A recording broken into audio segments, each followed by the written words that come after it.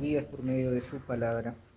Les invito a que podamos también silenciar nuestros teléfonos celulares para que no tengamos ninguna interrupción durante el sermón de esta mañana.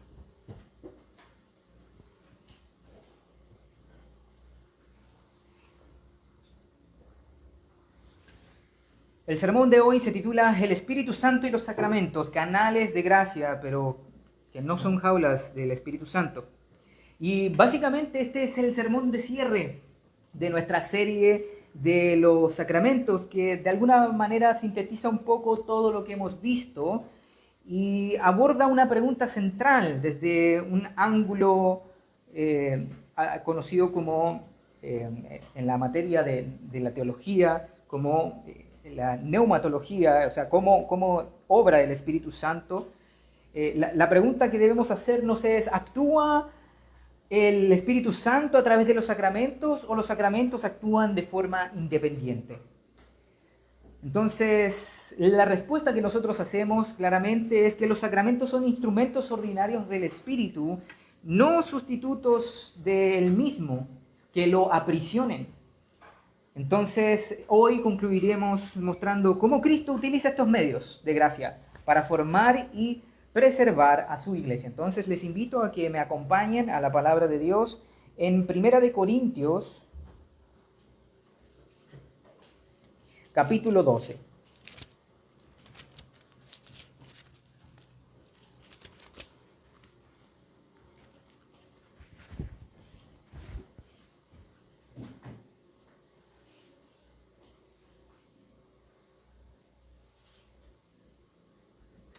Primera de Corintios, capítulo 12, verso 13. Dice así la palabra del Señor: porque por un solo espíritu fuimos todos bautizados en un cuerpo, sean judíos o griegos, sean esclavos o libres, y a todos se nos dio a beber de un mismo espíritu. Amén. Oremos. Padre Celestial, estamos delante de ti, te agradecemos porque podemos presentar nuestras súplicas, confesar en qué te hemos fallado y con toda confianza recibir esa absolución que solo recibimos de tu generosa mano. Padre Celestial, hemos entonado tus alabanzas, hemos exaltado tu nombre, pero nos dirigimos hoy para poder comprender las maravillas de tu ley. Pon en nosotros un espíritu enseñable, pon en nosotros un espíritu que ame tu verdad. Te ruego que tú seas respaldando todo lo que diga en esta mañana, pues por más que pueda preparar algo con todo esmero, Señor, si tú no respaldas cada palabra que sale de mi boca, de nada sirve, Señor. No es más que un címbalo que retiñe. Pero te ruego que ocupes esta palabra para santificar, para exhortar, para animar a aquellos de tus hijos que están dispuestos en esta mañana, y a todos los que nos escuchan, a todos los que escucharán este mensaje, pero que también sirva como juicio y disciplina eclesiástica para aquellos que con comezón de oír, Señor, ven esto como cualquier cosa. Te pedimos todo esto por Jesucristo nuestro Señor. Amén. Bien.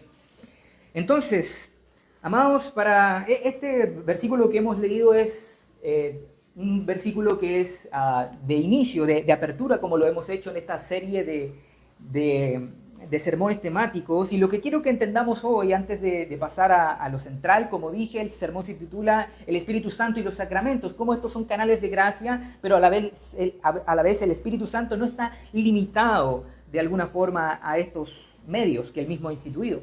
Porque todo lo que el Señor hace con sus hijos, con aquellos que ha escogido, porque Él está lleno de amor y de misericordia, no solo se ve en que llevará a una felicidad eterna cuando termine esta vida, sino también en todas aquellas bendiciones que les da mientras caminan aquí en esta tierra. Dios guía a creyentes de una manera sorprendente, de una manera maravillosa.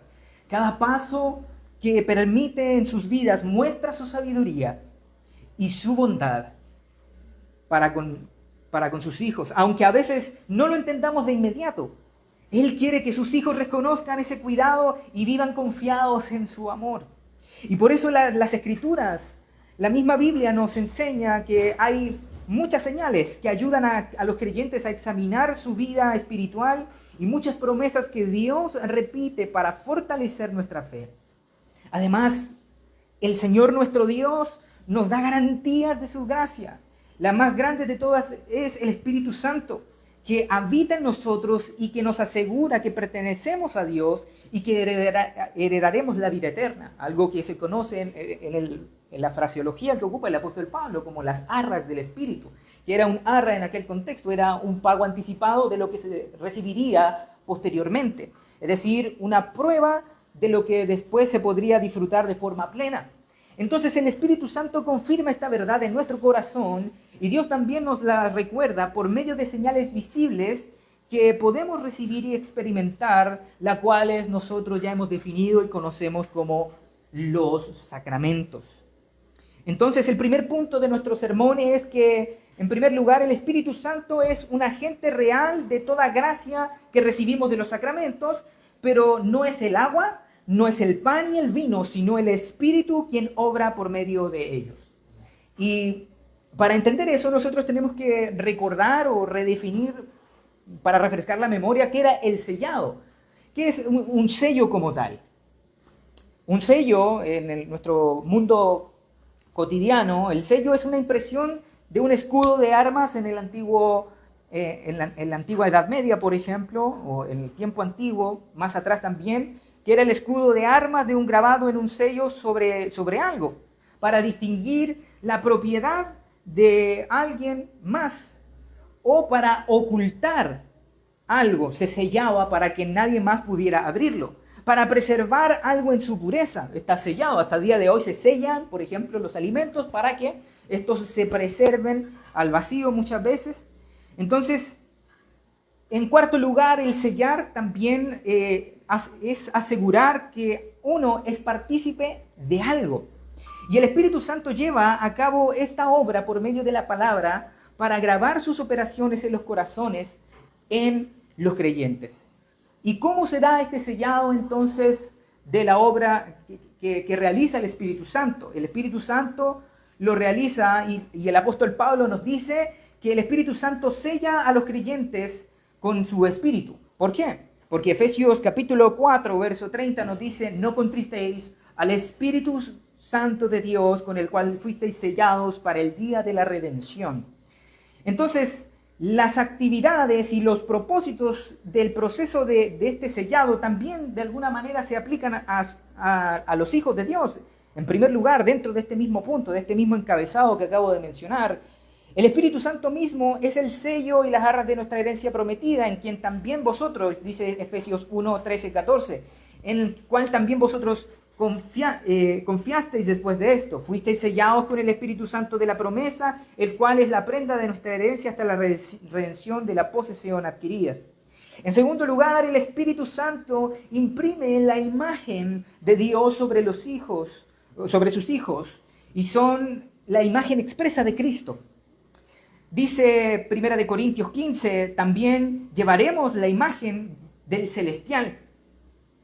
O cuando el apóstol Pablo sufre por causa de los Gálatas que querían volver a los antiguos rudimentos del pacto ya abrogado, o más bien cumplido en Cristo, le dice: estoy sufriendo dolores de parto hasta que Cristo no sea formado en vosotros, dice Gálatas 4:19. Entonces el Espíritu Santo logra esto al regenerarnos, al santificarnos. Pero dice la Escritura, pero todos nosotros somos transformados de gloria en gloria en la misma imagen por el Espíritu Santo. Segunda de Corintios capítulo 3, verso 18.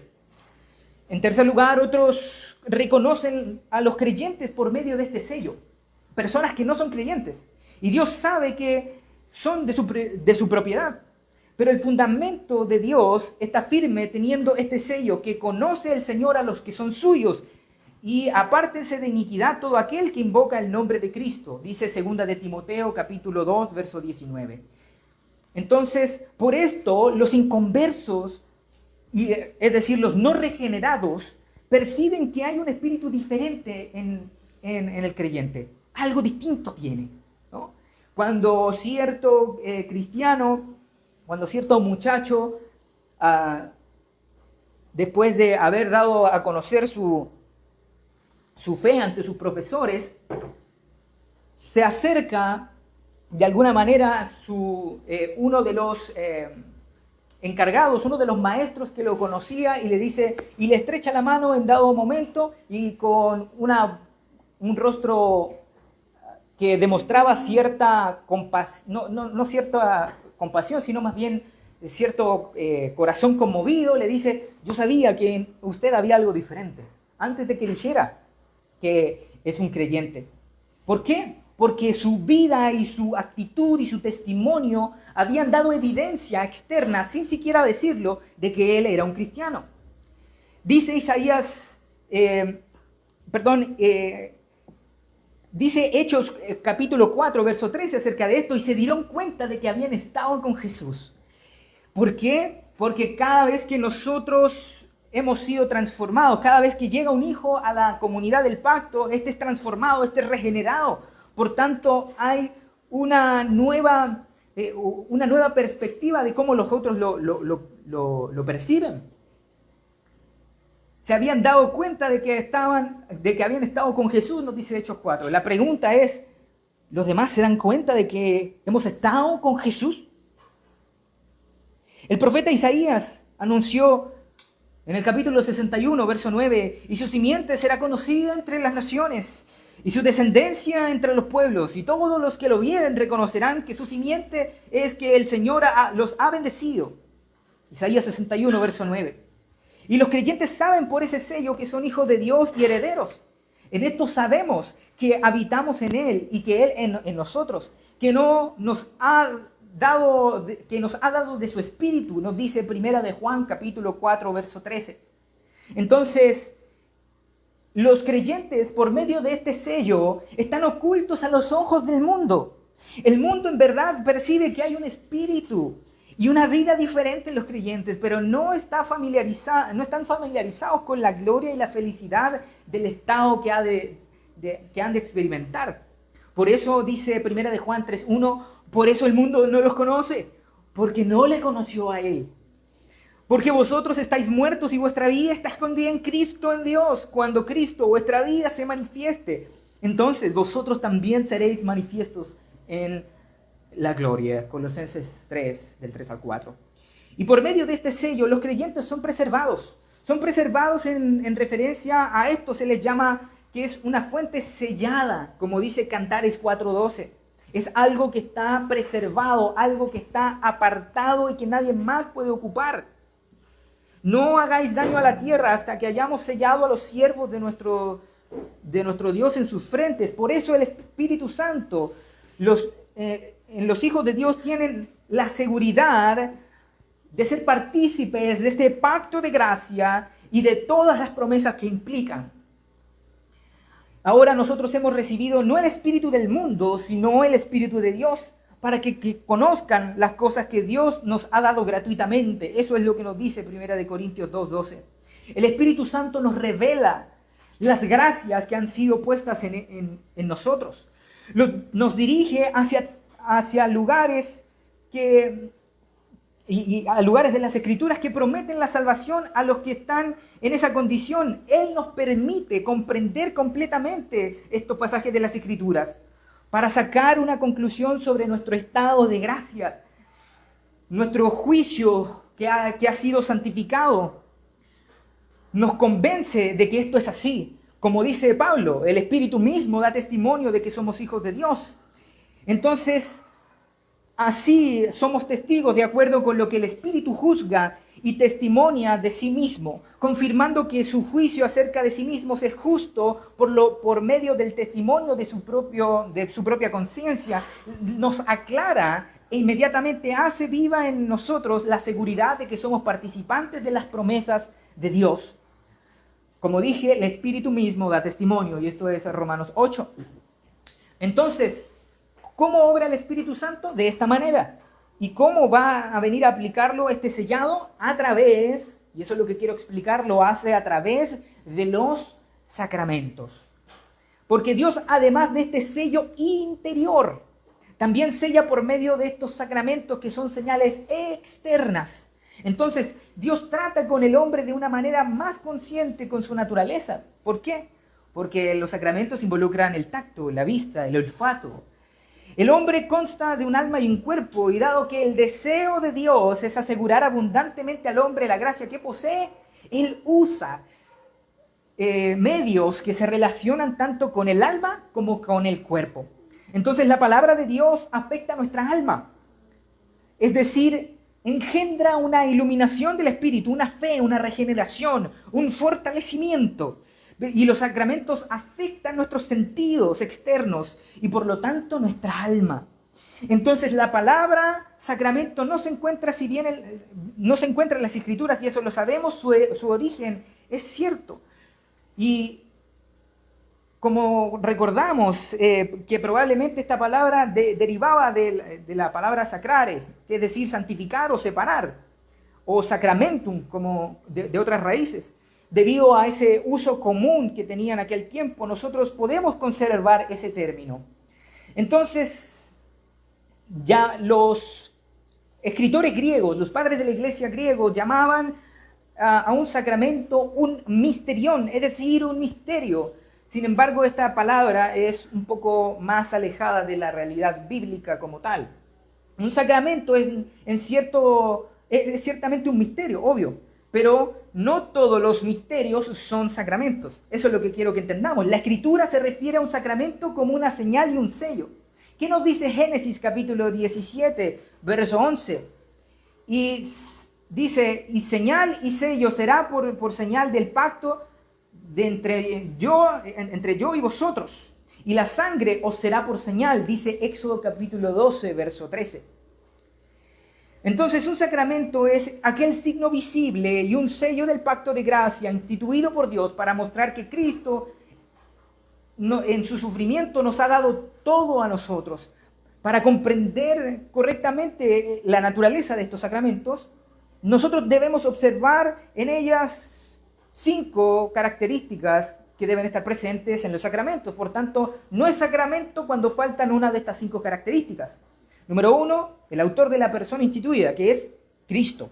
Número 2, esta ordenanza tiene que estar acompañada de una señal externa. Número 3, lo que se está apuntando este signo externo. Número 4, la relación entre el signo y lo significado. Y número 5 es el propósito por el cual Dios lo instituyó.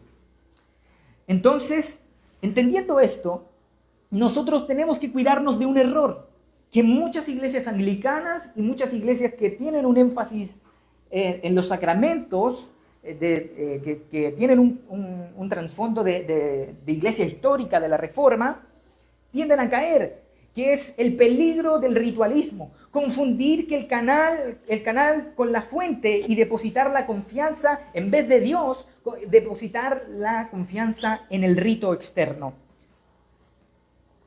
Y ese es el punto número 2 que quiero abordar. Desde una perspectiva reformada, el problema no está en los ritos que Dios ha instituido, como el bautismo y la cena del Señor, sino en confiar en ellos como si fueran la fuente de la gracia en lugar de los medios por el cual Dios obra.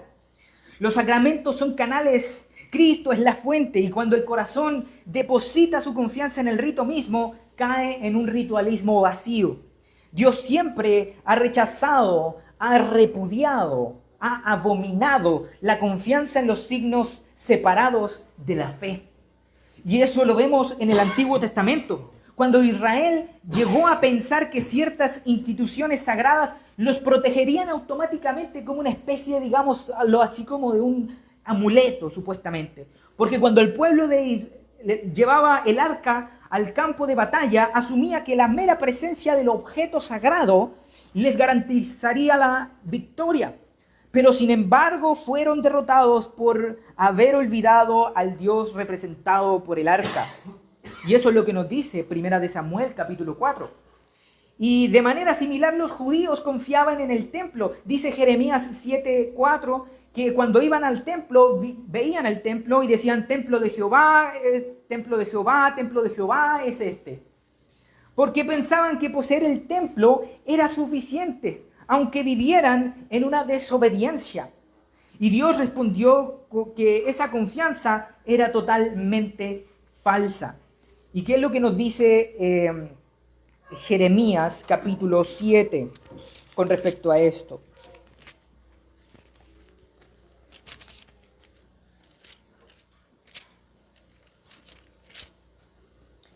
Versos del 8 al 15. He aquí vosotros confiáis en palabras de mentira que no aprovechan, hurtando, matando, adulterando, jurando en falso e incensando a Baal y andando tras dioses extraños que no conocéis. Vendréis, os pondréis delante de mí en esta casa sobre la cual es invocado mi nombre y diréis: librados somos para seguir haciendo todas estas abominaciones. Es cueva de ladrones delante de vuestros ojos esta casa sobre la cual es invocado mi nombre. He aquí que también yo lo veo, dice Jehová. Andad ahora a mi lugar en Silo, donde hice morar mi nombre al principio, y ved lo que hice por la maldad de mi pueblo Israel. Ahora pues, por cuanto vosotros habéis hecho todas estas obras, dice Jehová, y aunque os hablé desde temprano sin cesar, no oísteis y os llamé y no os arrepentisteis. No os respondisteis. Haré también a esta casa sobre la cual es invocado mi nombre, en la que vosotros confiáis, y a este lugar que di a vosotros y a vuestros padres como hice a Silo, os echaré de mi presencia como eché a todos vuestros hermanos, a toda la generación de Efraín. Así es como dice la palabra del Señor. Entonces, la lección es clara, amados. Las cosas santas no salvan por sí mismas. La circuncisión no beneficia sin una fe ni una obediencia. La circuncisión era un sacramento del antiguo pacto instituido por Dios mismo, pero sin embargo, Pablo señala lo siguiente en Romanos 2, pues en verdad la circuncisión aprovecha si guardas la ley, pero si eres transgresor de la ley, tu circuncisión viene a ser incircuncisión. Y añade que el verdadero pueblo de Dios no se define simplemente por una señal externa, sino por la obra interior del Espíritu Santo que habita en nuestros corazones. Por tanto, incluso un sacramento ordenado por Dios podría ser mal utilizado cuando se convertía en objeto de la confianza, en vez de confiar en el que lo instituyó. Dice Romanos 2, verso 28, lo siguiente: pues no es judío el que lo es exteriormente, ni la circuncisión la que se hace exteriormente en la carne. Verso 29, sino que es judío el que lo es en el interior, y la circuncisión es la del corazón, en espíritu, no en letra, la alabanza de lo cual no viene de los hombres, sino de Dios. Entonces, Juan, incluso el mismo Juan el Bautista, sabemos que no hay tanta relación sacramental entre nuestro bautismo cristiano y el bautismo ritual de Juan, pero incluso Juan el Bautista combatió el ritualismo de su época. Fue un reformador, por así decirlo, de la religión en aquel entonces. Porque los judíos confiaban en su descendencia de Abraham, en la descendencia de Abraham. Hijos de Abraham somos. Y en las señales del pacto. Cuando él mismo les advirtió: no penséis decir dentro de vosotros, a Abraham tenemos por padre, dice Mateo 3:9. La posesión de privilegios externos no nos sitúa en un arrepentimiento genuino. Y esto debe quedar claro también para los hijos de los creyentes. No por nacer en un corral soy oveja. Jesús condenó la religión meramente externa. Los fariseos eran escrupulosos, eran terriblemente escrupulosos en ceremonias y en lavamientos rituales, pero descuidaban la realidad espiritual. Pero Jesús les dijo: este pueblo de labios me honra, pero su corazón está lejos de mí. Este versículo debe estar en nuestro corazón cada vez que nos acercamos a la mesa del Señor y cada vez que nos unimos a la liturgia pública, porque estamos poniendo palabras en nuestra boca que probablemente en nuestro corazón no estén sintiendo, que probablemente en nuestro corazón no estén diciendo con convicción. Por eso siempre lo repito, nuestra liturgia es edificante, pero a la vez es condenatoria. El problema no era el rito, sino pensar que el rito compensaba la ausencia de la fe y de la obediencia. Los sacramentos cristianos requieren una fe para ser provechosos. Entonces, La teología reformada afirma que los sacramentos son verdaderos medios de gracia, pero que no actúan automáticamente, como decíamos esa frase en latín, ex opere operato. Y Pablo enseña respecto a Israel, pero no les aprovechó oír la palabra, porque no iba acompañada con fe, nos dice Hebreos capítulo 4, verso 2. Y el mismo principio se aplica a los sacramentos. La promesa debe ser recibida por la fe. Y respecto a la cena del Señor, Pablo advierte que una participación indigna no trae bendición, sino que juicio. Si el rito obrara automáticamente para bien, esta advertencia entonces no tendría ningún sentido. Entonces lo que tenemos que entender en esta mañana, queridos, es que Cristo es la fuente de los sacramentos, porque estos sacramentos son instrumentos, no la fuente en sí misma. La Escritura dirige constantemente nuestra fe hacia Cristo mismo. Mirad a mí y sed salvos todos los términos de la tierra, porque yo soy Jehová y no hay más. Isaías 45, 22. Cree en el Señor Jesucristo y serás salvo. Hechos 16, 31. El mismo evangelio, como decía el apóstol Pablo, de principio a fin, por fe. Nunca se dice confía en tu bautismo, o en el Antiguo Testamento confía en tu circuncisión, o confía en haber participado de la cena. La confianza salvífica debe descansar en Cristo y en sus promesas. Los sacramentos son señales que apuntan a Él, son semejantes a un dedo que señala al sol, y sería absurdo quedarse mirando el dedo y olvidarse del sol. O admirar simplemente la pintura y no elogiar al pintor que la hizo. Entonces, como conclusión pastoral para nosotros, sostenemos que tanto el bautismo como la cena del Señor son dones preciosos de Dios, verdaderos medios y confirmaciones visibles del Evangelio. Pero sin embargo, su eficacia depende de la obra soberana del Espíritu Santo y su recepción por la fe, no de una mera realización externa del rito. Por eso el ritualismo es peligroso. Es peligroso porque desplaza la confianza de Cristo al sacramento, del dador al don, de la fuente al canal. Y cuando esto pasa, queridos, el creyente corre el riesgo de hacer del bautismo y la cena, el templo o cualquier ceremonia, lo mismo que Israel hizo con el arca, convertirlo en un medio instituido por Dios mismo, en un sustituto de Dios, en sustituir a Dios. El tercer punto que quisiera abordar es que hay un peligro, pero del otro extremo. Hay un peligro del otro extremo, y el peligro del espiritualismo excesivo y el desprecio de los sacramentos. Porque por un lado en las iglesias históricas, esto puede verse en contexto quizás presbiteriano, anglicano, luterano, lo que acabo de decir anteriormente, pero este exceso que voy a mencionar ahora se ve lamentablemente en las iglesias no conformistas, en las iglesias disidentes, en las iglesias separatistas. El capítulo, entonces, hay un peligro de despreciar lo que Dios ha instituido, porque desde la perspectiva bíblica, el espiritualismo, es decir, la idea de que el creyente puede prescindir de los medios externos que Dios mismo estableció y depender únicamente de sus experiencias interiores, de sus impresiones o revelaciones directas de Dios, constituye un peligro espiritual. Entonces nosotros insistimos en que Dios no solo decreta los fines, sino también los medios por los cuales Dios va a comunicar su gracia. Dios obra mediante aquellos, valga la redundancia, obra mediante medios ordinarios. Es decir, la Escritura enseña que ha establecido medios concretos para edificar a su cuerpo, a su iglesia. La predicación de la palabra, la oración y, como he mencionado, la administración de los sacramentos.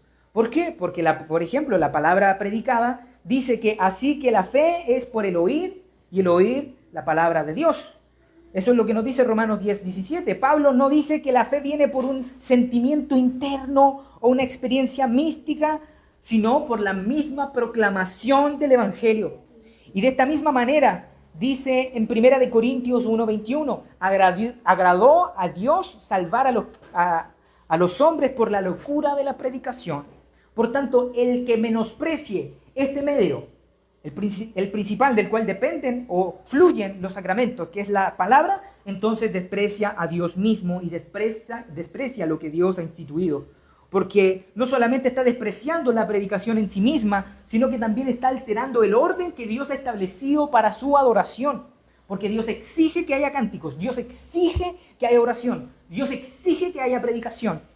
No está hablando de enseñanza, la enseñanza se puede hacer en otros contextos. A día de hoy, lamentablemente, muchas iglesias disidentes, por ejemplo, muchos contextos de bautistas radicales, no bautistas confesionales, porque son otro caso aparte, pero muchos bautistas radicales, en vez de hacer un culto y de alguna manera predicar la palabra de Dios en cuanto a transmitir el mensaje, se vuelve básicamente un estudio bíblico. Empiezan a dar una cátedra dentro del culto y se vuelve una dinámica de aquí y allá, donde el creyente habla e interactúa con el que está exponiendo, y así sucesivamente. Todo tiene su lugar, todo tiene su tiempo. Está bien, es correcto, porque una de las cosas que nos demanda la palabra de Dios es que nosotros enseñemos. Entre tanto que preocúpate de la exhortación, la predicación, la enseñanza. Sí, eso es cierto, pero cada cosa en su lugar. Por eso agradó a Dios a salvar a los creyentes por la lectura de la predicación. Y cuando eso se reemplaza, entonces yo estoy confiando en mis méritos y mi capacidad intelectual para llegar a los pecadores. No estoy confiando en la locura de la predicación que Dios... ¿Y por qué dice locura? Porque Dios con solamente hablar salva. Así como Dios trajo vida en el momento exacto cuando dio la orden y dijo, sea la luz, y todo un universo saltó a la existencia. Así Dios habla en esta mañana cada vez que un predicador se levanta a decir, así ha dicho Jehová. Entonces, Dios ciertamente podría actuar sin predicadores, pero ha decidido, se ha agradado en salvar mediante la predicación. No porque nos necesite, Dios no nos necesita, pero se agradó en ocuparnos. Entonces, despreciar los medios es despreciar la sabiduría de Cristo. Cristo instituyó su iglesia, el ministerio pastoral y los sacramentos. Dice Efesios capítulo 4, versos del 11 al 12. Y él mismo constituyó a unos apóstoles, a otros profetas, a otros evangelistas y a otros pastores y maestros. Entonces, el espiritualista, el muy santo, suele decir, no necesito maestros, solo necesito el Espíritu Santo. Pero el mismo Espíritu Santo fue el que estableció en la iglesia a esos maestros. Y Juan Calvino observó que quienes desprecian el ministerio visible bajo pretexto de honrar al Espíritu, terminan separando lo que Dios ha unido. Entonces, el Espíritu Santo obra por medio de la palabra, no independientemente de ella. Y la teología reformada rechaza tanto el racionalismo excesivo como el misticismo espiritualoide que a día de hoy inunda las iglesias actualmente. Dice la Escritura en Juan 17, en capítulo 17, verso 17, santifícalos en tu verdad, porque tu palabra es la verdad. El Espíritu Santo inspiró las Escrituras y obra mediante ellas. Tomad la espada del Espíritu, que es la palabra de Dios, nos dice Efesios 6. Por eso los reformadores combatieron a los llamados entusiastas, Schwarner, como le llamaba en alemán Martín Lutero, quienes afirmaban recibir revelaciones inmediatas aparte de la Escritura. Y Martín Lutero decía que Dios no quiere tratar con nosotros sino solamente a través de la palabra y de los sacramentos.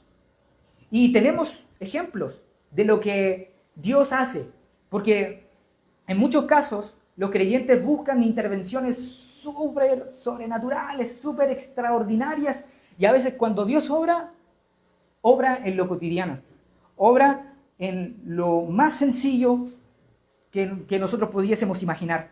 Por ejemplo, en el caso de Naamán. Naamán, a un principio importante, aparece en Segunda de Reyes capítulo 5, porque Naamán quería ser sanado de una manera espectacular, fue ante el profeta. Pero sin embargo Dios ordenó un medio aparentemente sencillo para lavarse 7 veces en el Jordán. Y el problema de Naamán no era solo su orgullo, sino también el rechazo del medio que Dios le estaba designando. Entonces, del mismo modo, muchas veces buscamos experiencias extraordinarias. mientras menospreciamos la predicación semanal, mientras menospreciamos el bautismo, la cena del Señor y la oración unos con otros. Entonces, el peligro es que el espiritualismo fomenta el subjetivismo, el vivir para mí, el cristianismo de mentalidad de McDonald's, por así decirlo. Es decir, yo voy a la iglesia y me siento, yo y mi propia Biblia, yo y me siento en mi cuarto y oro y nada más y no voy a la iglesia. Y así hay un sinfín de personas que dicen eso, que lo predican en redes sociales y dicen, no necesitas la iglesia para ser salvo, para ser creyente. Claro, iluso. Pero el mismo Jesucristo, si te pones a leer la misma Biblia, te acusará a ti porque te dice, no dejaos de congregar como algunos tienen por costumbre. Entonces, si tú sigues a Jesús y dices, no, es que yo sigo a Jesús, no a instituciones. Bueno, el mismo Jesús instituyó una institución, o sea, visible.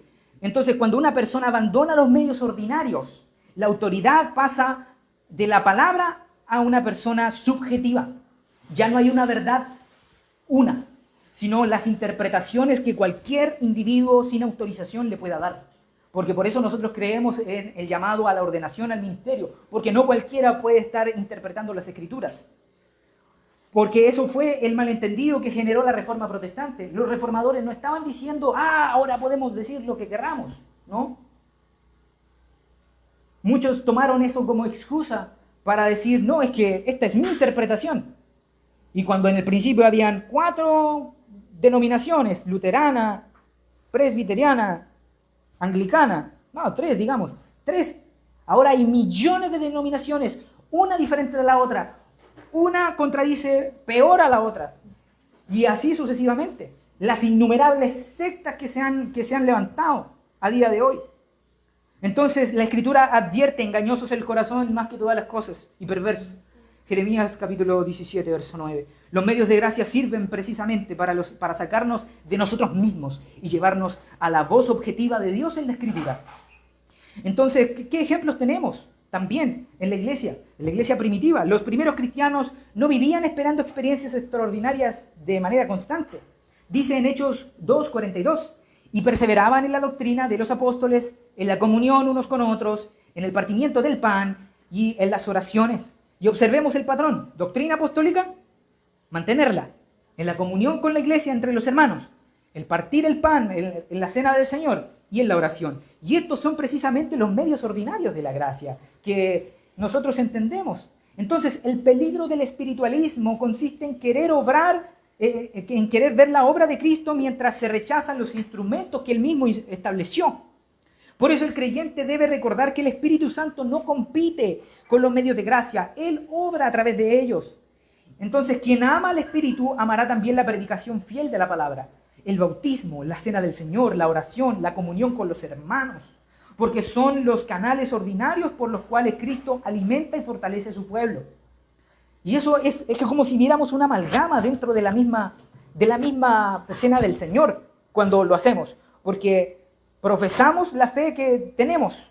Cuando celebramos la cena del Señor, tenemos comunión unos con otros y tenemos comunión con Cristo.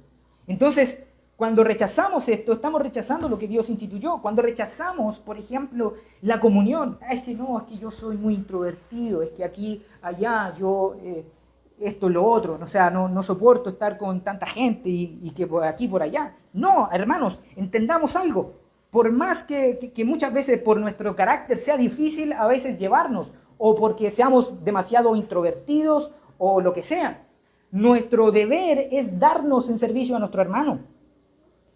No podemos ser mezquinos con los que Cristo santificó. No llames inmundo a lo que Dios ha apartado. No puedes tratarlo como algo inmundo. Entonces, eso es lo que debemos entender, queridos. Eso es lo que nosotros debemos comprender. Entonces, en cuarto lugar, quisiera hablar de la relación entre el agua y el espíritu y la renovación del corazón. Y quiero que me acompañen, como cuarto punto, a Ezequiel 36.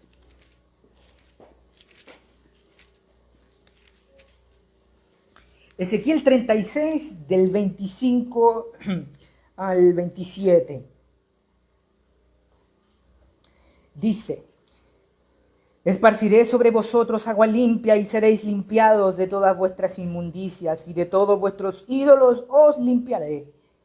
Os daré corazón nuevo y pondré espíritu nuevo dentro de vosotros y quitaré de vuestra carne el corazón de piedra y os daré un corazón de carne y pondré dentro de vosotros mi espíritu y haré que andéis en mis estatutos y guardéis mis preceptos y los pongáis por obra. Este pasaje, queridos, nos habla de unas de las más importantes profecías que estaban anunciando lo que vendría en el nuevo pacto. Y desde nuestra perspectiva, está describiendo la regeneración soberana de nuestro Dios, que mediante el cual Él limpia al pecador, le da un nuevo corazón y pone su espíritu dentro de él para producir una vida de obediencia. Esparciré sobre vosotros agua limpia y seréis limpiados de todas vuestras inmundicias, dice el Señor. ¿Y cuál es el contexto de este pasaje? Está hablando de una promesa y de una gracia soberana, porque Ezequiel está hablando del pueblo durante aquel sufrimiento del exilio babilónico. Y la causa de la expulsión había sido la idolatría y la rebelión que había sido constante por parte de Israel. Pero aún así, a pesar de eso, Dios prometió redimirlos, prometió traer restauración. ¿Y cuál es lo más notable aquí, hermanos? Es que la restauración no depende del arrepentimiento previo, como decíamos en las obras de supererogación, no, sino que observemos el pasaje. En el verso 22 dice lo siguiente: por tanto, id a la casa de Israel, así ha dicho Jehová el Señor, no lo hago por vosotros, oh casa de Israel, sino por causa de mi santo nombre, el cual profanasteis vosotros entre las naciones a donde habéis llegado. La iniciativa es enteramente divina. Si os limpiáis, no, Él no dice eso, no dice si os limpiáis, si os cambiáis vuestro corazón, si os reformáis, no. Dice, dice verso 24, yo os recogeré. Verso 25, yo os limpiaré. Verso 26, yo os daré un corazón nuevo.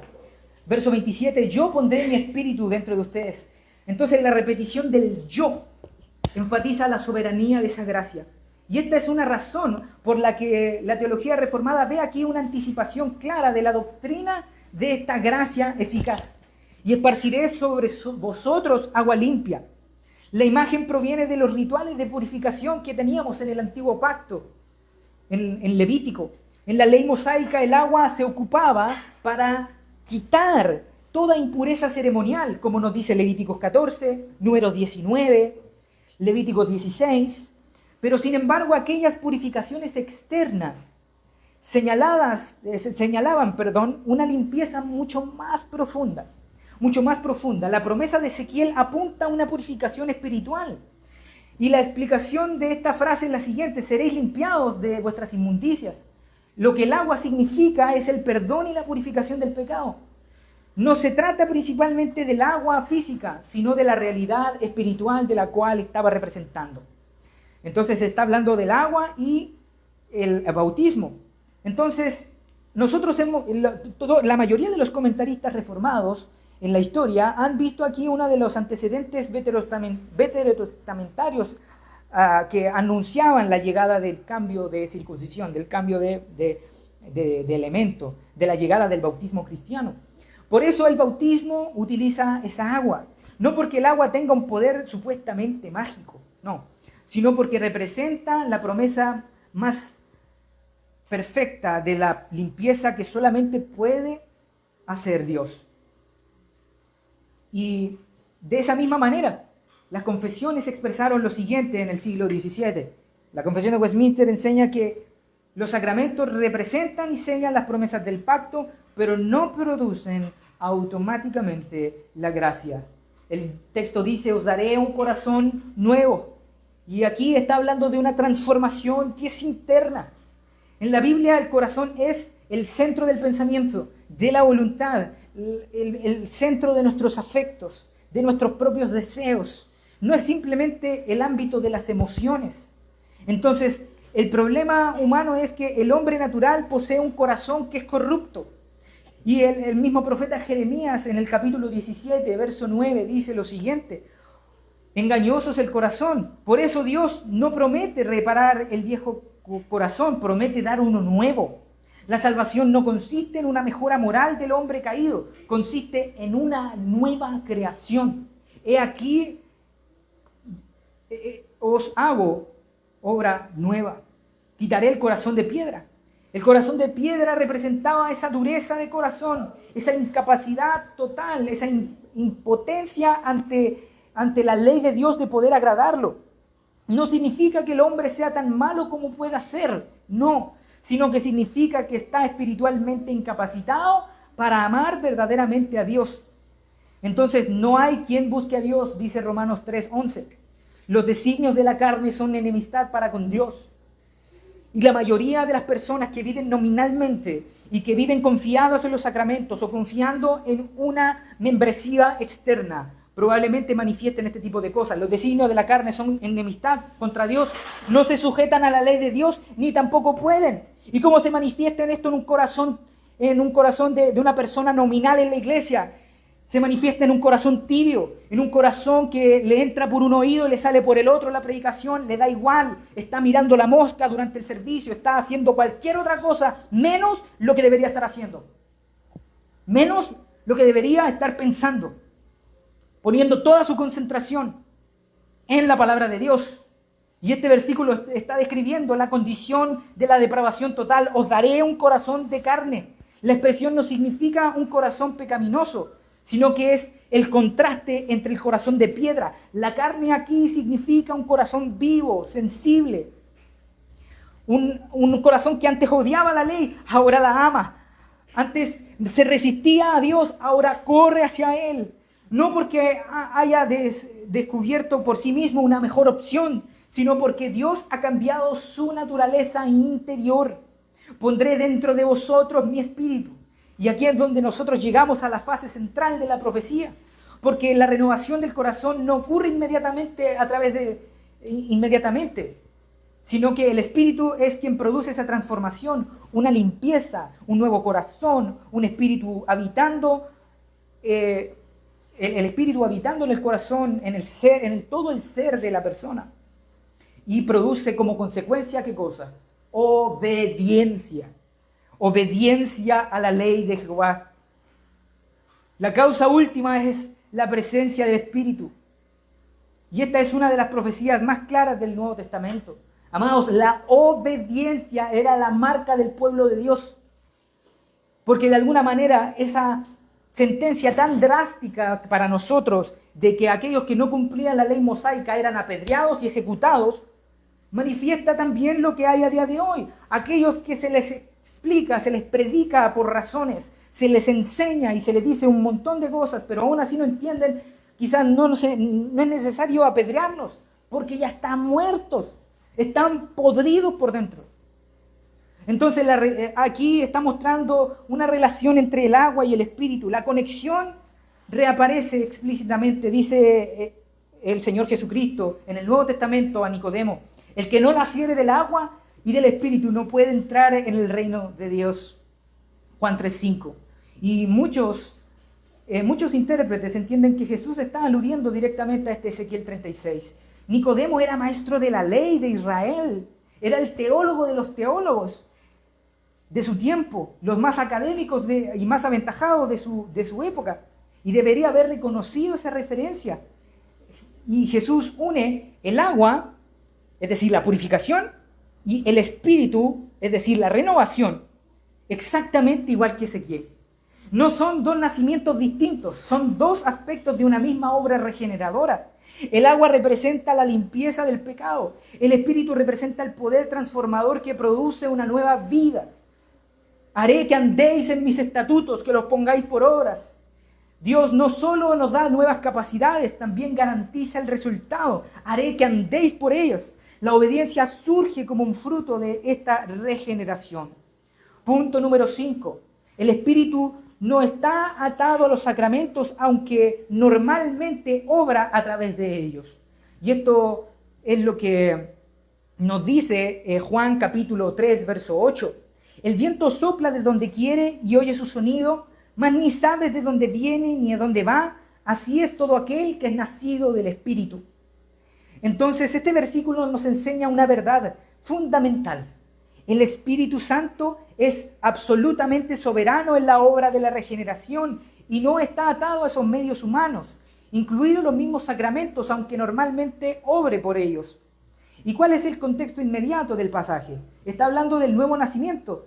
Retomemos la idea de Nicodemo. Llega a Jesús pensando en Cristo Jesús en categorías externas, en categorías humanas, pero Jesús lo lleva inmediatamente a la necesidad de una transformación. O sea, es necesario nacer de nuevo. La cuestión central del pasaje es: ¿quién produce el nuevo nacimiento? La respuesta de Jesús es clara. No es la voluntad humana, no es la voluntad humana, no es el esfuerzo religioso, no es un rito considerado en sí mismo, es la obra soberana del Espíritu.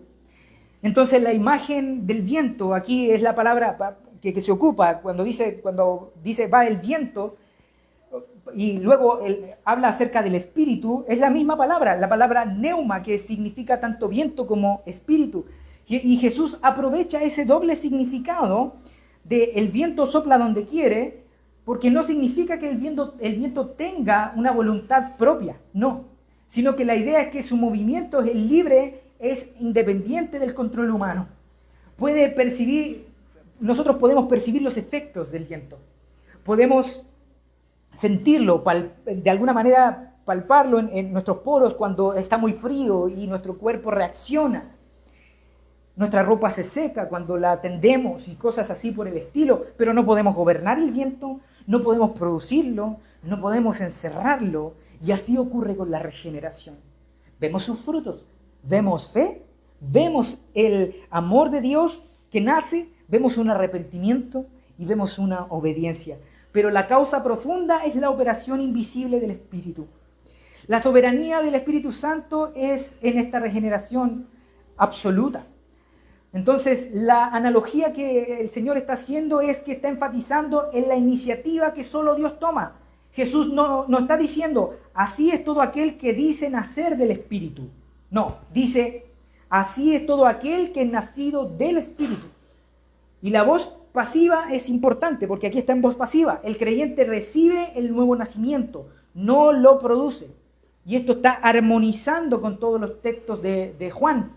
Porque dice Juan 1:13, los cuales no son engendrados de sangre, ni de voluntad de carne, ni de voluntad de varón, sino de Dios. Por eso nosotros hemos visto aquí el apoyo importante para la doctrina de esta regeneración monergista, totalmente. Entonces, ¿cuál es de todo esto? ¿Cuál es la perspectiva de los artículos, los 39 artículos y el libro de oración común de 1662?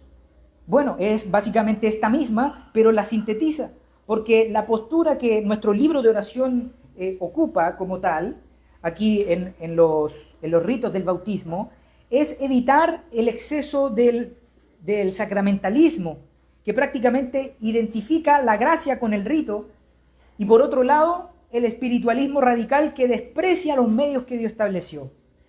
Entonces, la teología reformada inglesa, los principales, en ese contexto, para nosotros los medios principales son la predicación, los sacramentos, la oración y la comunión, y es eso lo que vemos en el libro. En el artículo 19 define que la iglesia visible es la congregación donde se predica la palabra pura, se administran debidamente los sacramentos, y esto muestra que la palabra y los sacramentos son elementos esenciales de la vida cotidiana de la iglesia. Y de esa misma manera, el mismo catecismo que viene dentro del mismo libro de oración común, dice, mueve a los creyentes a buscar el crecimiento espiritual, ¿mediante qué? Mediante la palabra y los sacramentos, no mediante experiencias extraordinarias. Entonces, en cuanto a este asunto, está mostrando el libro de oración y los 39 artículos que son medios ordinarios, pero no son de uso, pero no son exclusivos. Es decir, que los reformadores ingleses negaban que la gracia estuviera encerrada en los medios de gracia. Por ejemplo, el ladrón en la cruz nunca recibió el bautismo, pero fue salvo. Entonces, dice el artículo 17, enseña que la eficacia, 27, enseña que la eficacia de los sacramentos no dependen tampoco de la santidad del ministro. O sea, esto implica que la verdadera causa de la gracia de Dios no es el rito ni quien lo administra. El artículo 26 y ahora el 27 llama al bautismo el signo de la regeneración, un nuevo nacimiento, pero no afirma que toda regeneración ocurra exactamente en el momento donde se administra el sacramento. Y de esta misma forma el artículo 28 enseña que el cuerpo de Cristo se recibe solamente de manera celestial y espiritual, que el medio por el cual se recibe es la fe y que la gracia sacramental está inseparablemente ligada a la obra del Espíritu. Dios no está atado a estos medios. Entonces, ¿por qué es tan importante el bautismo y la cena del Señor? Porque el bautismo y la cena del Señor, como punto número 6, el bautismo es el ingreso al pueblo del pacto y la cena es el alimento continuo para renovar a su pueblo. Entonces, en Génesis 17 nos habla acerca de esa continuidad y será por señal de pacto entre mí y vosotros. Génesis 17:11. La circuncisión no regeneraba automáticamente, pero identificaba a una persona como miembro de la comunidad visible del pueblo. Y en el Nuevo Testamento, lo mismo. Pablo está conectando directamente la circuncisión con el bautismo. Dice Colosenses 2:11 al 12, el versículo que a muchos les ha hecho clic al entender nuestra teología, dice, circuncidados habiendo sido sepultados en el bautismo.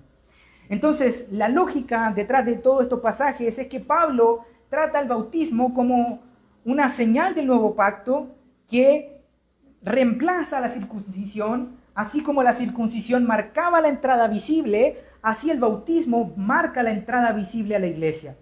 Nos dice Hechos 2, del 38 al 41, en el mismo día de Pentecostés, Pedro les predica, arrepentíos y bautícense cada uno de vosotros. ¿Y qué ocurre después? La pregunta, ¿qué ocurre después? Dice, y los que recibieron su palabra fueron bautizados y se añadieron aquel día como 3,000 personas. El bautismo aparece ligado a ser añadido al pueblo de Dios. No es un acto privado, sino un acto en conjunto. La iglesia recibe al nuevo miembro también en el bautismo. Entonces, 1 Corintios capítulo 12, verso 13 nos dice también algo, porque en un solo espíritu fuimos todos bautizados en un cuerpo, el texto que leíamos inicialmente. Pablo está representando el bautismo como la señal de esa incorporación al cuerpo visible. Y nosotros distinguimos entre la unión espiritual con Cristo, que es obrada soberanamente por el Espíritu, y el bautismo, que es la señal visible de esa incorporación. Entonces, por eso el bautismo funciona como la puerta de entrada a la comunión visible. Entonces, Pablo nos enseña de esta misma manera lo siguiente en Romanos.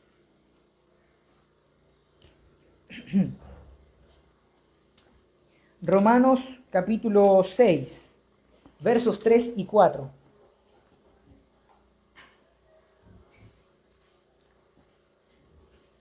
¿Y no sabéis que todos los que hemos sido bautizados en Cristo Jesús hemos sido bautizados en su muerte? Porque somos sepultados juntamente con Él para muerte por el bautismo, a fin de que como Cristo resucitó de los muertos por la gloria del Padre, así también vosotros andéis en vida nueva. Entonces Pablo está enseñando que los bautizados son identificados con la muerte y resurrección de Cristo. No está diciendo que el agua produzca automáticamente esa unión, sino que el bautismo representa y sella. Así que recibe el bautismo, es públicamente reconocido como perteneciente a la iglesia y viene automáticamente a estar bajo el señorío absoluto de Cristo, del Cristo crucificado y resucitado. Entonces, por otro lado, la cena del Señor es ese alimento continuo del pueblo del pacto, porque el bautismo corresponde al nacimiento y al ingreso, pero la cena corresponde al sustento y al crecimiento, porque así como cuando nosotros engendramos hijos y no solamente los engendramos y ellos nacen, sino que también nos preocupamos porque se alimenten, así Dios ha establecido que seamos alimentados. Entonces el patrón del Éxodo es el siguiente: Israel fue introducido al pacto y luego alimentado continuamente por Dios para ser fortalecido. Dice 1 Corintios capítulo 10, dice, todos en Moisés fueron bautizados y todos comieron del mismo alimento espiritual. Entonces, el orden significativo es incorporación y alimentación continua. El nuevo pacto sigue ese patrón. Y de esa misma manera, Juan 6 nos habla de una comunión con Cristo. Porque aunque la mayoría de los reformados no consideran Juan 6 como una exposición directa de la cena, sí vemos allí el principio espiritual de la cena. Yo soy el pan de vida. Y el que come mi carne y bebe mi sangre tiene vida eterna. Entonces el verdadero alimento del creyente es Cristo mismo. La cena no crea esta comunión, sino que confirma y fortalece sacramentalmente. Y eso es lo que nos dice también Primera de Corintios, capítulo 10, verso 16. La copa de bendición que bendecimos no es la comunión de la sangre de Cristo. El pan que partimos no es la comunión del cuerpo de Cristo. La palabra griega koinonia significa una participación o una comunión real. Y Pablo no describe un simple memorial vacío, mental. Cuando se tomen esto, acuérdense de mí. No. Está hablando de traer un despertar a la memoria de todos aquellos beneficios que Dios ha obrado. Porque el bautismo señala el ingreso, mientras que la cena sostiene continuamente nuestra vida espiritual. Entonces, como exhortación final y aplicación para nosotros de todo lo que hemos dicho y hemos visto durante todas estas semanas, amados, somos llamados a acercarnos a los sacramentos con fe, con gratitud, pero también con una expectativa espiritual. Entonces, una de las grandes pérdidas de la vida cristiana ocurre cuando los sacramentos se vuelven algo rutinario. Podemos ser bautizados, asistir a la cena del Señor durante muchos años, pero sin embargo recibir estos dones de Dios con un corazón distraído, con un corazón indiferente. Pero la perspectiva reformada nos recuerda que los sacramentos no son ceremonias vacías ni actos meramente simbólicos, no. Son medios ordinarios de gracia por los cuales Dios confirma sus promesas y fortalece la fe del pueblo. Entonces, acerquémonos con fe, porque la eficacia de los sacramentos no está en el agua, el pan o el vino, considerados en sí mismos. No. Tampoco depende de la santidad del ministro que lo está dando. No. Su poder proviene de Cristo y es recibido por medio de la fe. Entonces, cuando nosotros contemplamos nuestro bautismo, debemos recordar que Dios ha puesto delante de nuestros ojos una señal visible de las promesas del Evangelio. El perdón de los pecados, la limpieza espiritual y la unión con Cristo. Y cuando nosotros participamos de la cena del Señor, debemos hacerlo creyendo que Cristo verdaderamente ofrece a nosotros espiritualmente su cuerpo para fortalecernos, para fortalecer nuestra fe. Porque sin fe el sacramento viene siendo inválido como una ordenanza divina, pero su beneficio espiritual no se aprovecha para nada. Entonces, como decía muchos teólogos del pasado, el sacramento es como una carta sellada con las promesas de Dios. La fe es la mano que la abre y que recibe el contenido. Entonces, acerquémonos al Señor con gratitud, porque los sacramentos también nos enseñan a vivir agradecidos. Cada bautismo que presenciamos nos recuerda que la salvación es por gracia. Ningún creyente se abrió paso hacia la familia de Dios por su propio mérito. Todos fuimos recibidos únicamente por la misericordia de Cristo. De la misma manera en que es rociada sobre la cabeza de los pequeños el agua, ellos no van a la gracia cae sobre ellos. De igual manera, la cena del Señor, no traemos nada para ofrecer. Venimos como mendigos espirituales que reciben alimentos de la mano del Salvador. El pan y la copa proclaman que Cristo hizo por nosotros lo que jamás habríamos podido hacer por nosotros mismos. Por eso la participación de los sacramentos deben producir humildad, debe producir adoración. No nos acercamos confiando en nuestra obediencia, que cumplimos en la semana, no, sino en la obra perfecta de Cristo. No celebramos nuestra fidelidad, sino la fidelidad de Dios a sus promesas. Entonces, acerquémonos con esa expectativa espiritual. Muchos creyentes caen en errores opuestos. Algunos esperan que los sacramentos produzcan automáticamente la bendición, independientemente de la condición del corazón.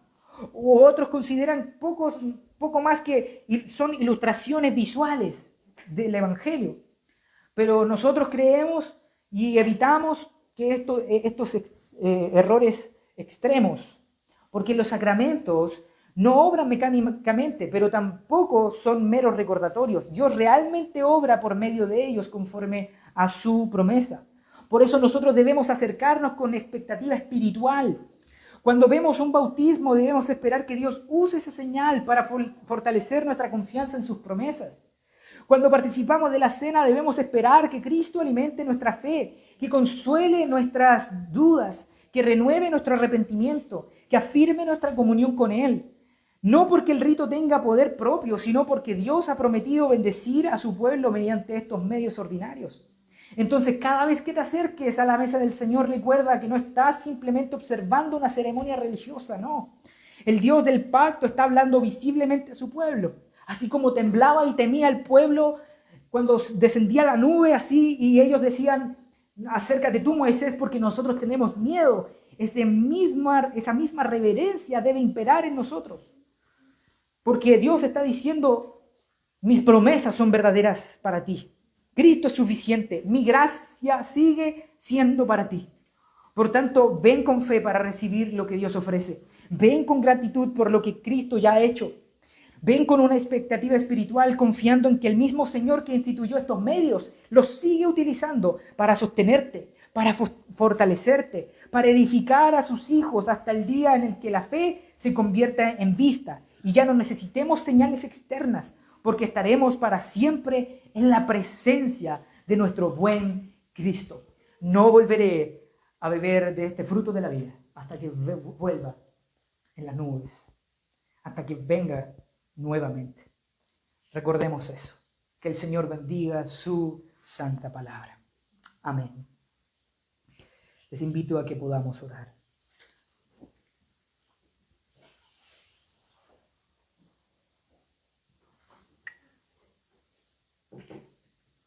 Padre todopoderoso y misericordioso, te damos gracias por todo esto que hemos venido examinando vez tras vez en esta serie de predicación, Señor, que expone las realidades que tú has dejado para tu pueblo, para fortalecerlo, para hacerlo crecer en el amor, en la gracia, no solamente para contigo, sino también para con sus hermanos y con el prójimo.